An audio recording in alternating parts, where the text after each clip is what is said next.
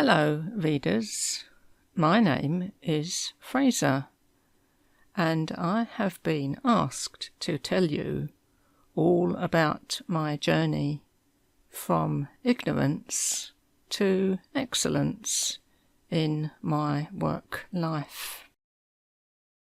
After a particularly frustrating week in the office, stuffing envelopes and making tea, I felt that this was more than just a bad hair day, and I decided my career needed a shot in the arm.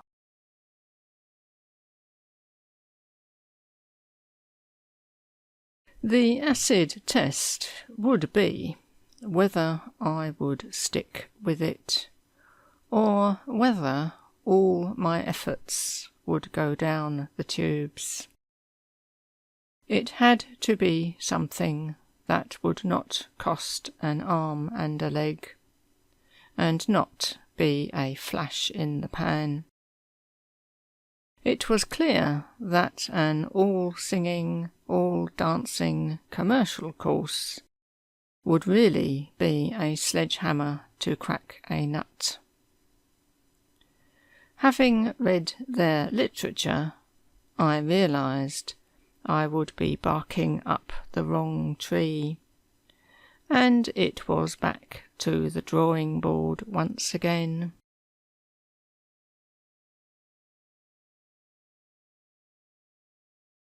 I was about to throw out the leaflet when I noticed something on the back, a brief introductory course in shorthand.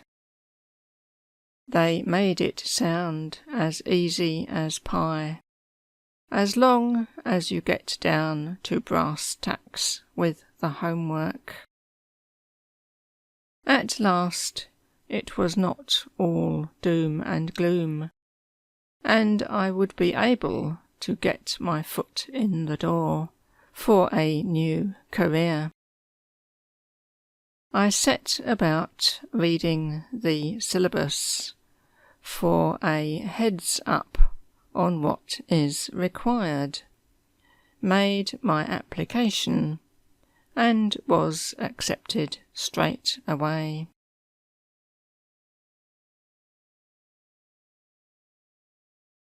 Once I started the course, I wanted to share the good news with my friends at work, but somehow I was between a rock and a hard place.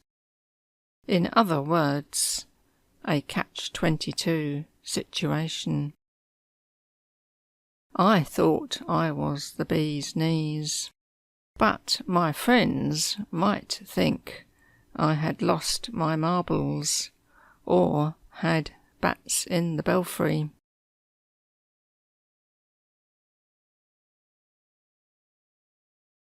They might tell me to hold my horses, keep my hair on, and just keep to the middle of the road. My boss might think I was a loose cannon, and that my new ambitions were pie in the sky. He might even go on the warpath, have a hissy fit, and say good riddance to bad rubbish.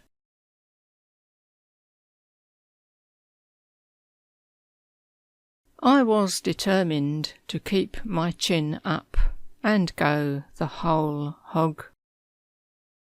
I was as happy as a clam as I continued with my studies. My teacher really knew her onions and had zero tolerance for time wasters. Although we students were all raw beginners, starting on a level playing field, we were all gung-ho about it, and had jumped on the bandwagon of self-improvement.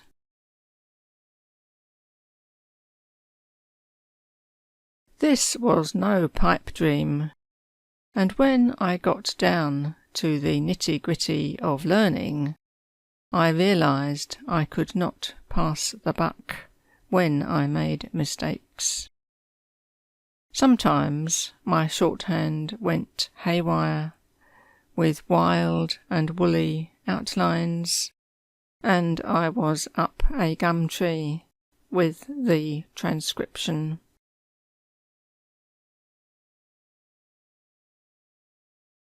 I always made a beeline for the dictionary, which kept the ball rolling. Even when I was hit with a double whammy of difficult words and big gaps, I always faced the music and avoided getting the heebie-jeebies.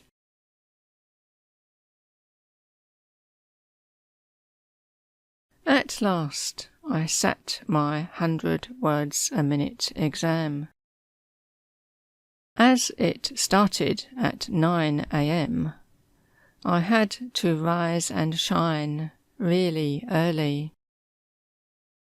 This was make or break, and I could not pull the wool over the eyes of any examiner, or resort to smoke and mirrors with my transcription. Off the record, I can say it really turned out to be a piece of cake.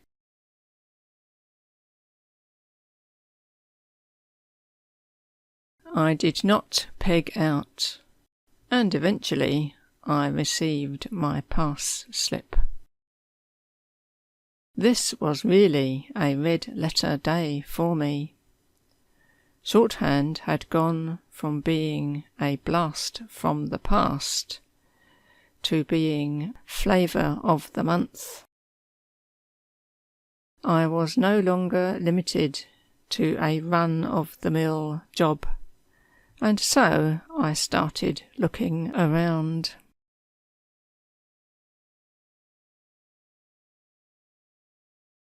I was now a big fish in a small pond, and with my improved skills, I knew I could knock all the other applicants into a cocked hat.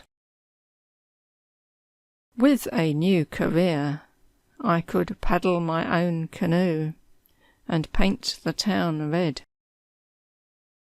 I could blaze a trail for shorthand writers and get a top-notch job.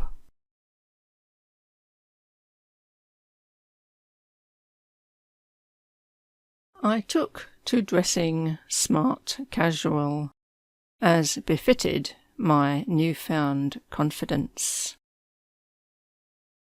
I felt like the new kid on the block, rather than a back-seat driver. I was not well-heeled or becoming a fashion victim, but I did not want to look like a fuddy-duddy.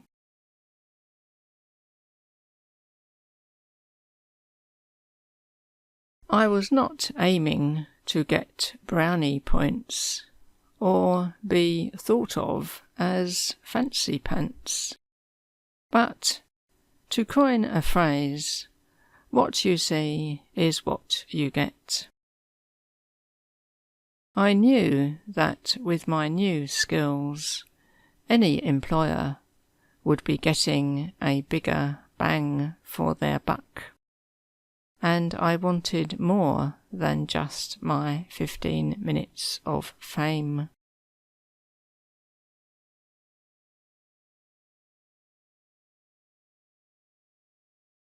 One day, whilst stuffing the envelopes as usual, I received a crisp white envelope marked confidential.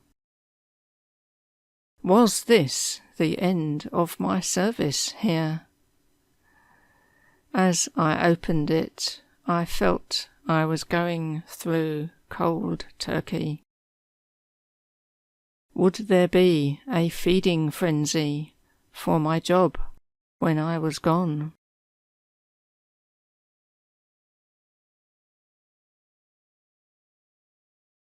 The letter was from head office, offering me the chance to apply for a job as assistant to the managing director, undertaking confidential work and taking minutes of meetings.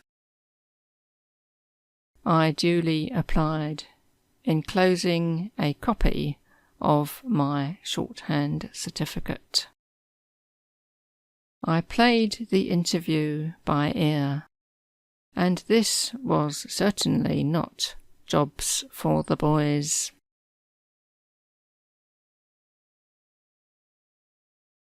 They warned me that customers can fly off the handle, get your goat, and often have an axe to grind. But I would have to remember the customer is always right. In other words, if you can't stand the heat, get out of the kitchen. Well, eventually I was accepted, and I have to say I was on cloud 9.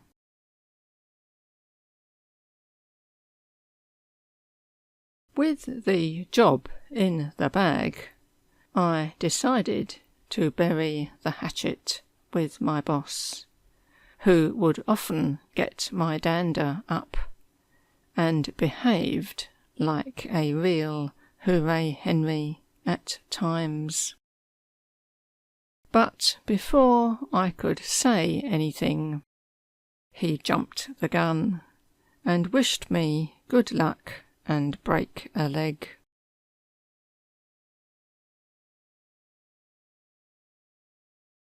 He said he had persuaded them to consider me in the first place when the job came up for grabs. He was retiring to a cottage out in the sticks, where he could enjoy an Indian summer of retirement years, while he still had good health. He knew I would never spill the beans with confidential information, especially as I had seen a lot of it whilst stuffing envelopes. This really was a turn-up for the books, and I thought it really took the biscuit in the nicest possible way. Well, that's my story in a nutshell, and I hope you will persevere with your own shorthand studies. What's not to like? Yours sincerely, Fraser.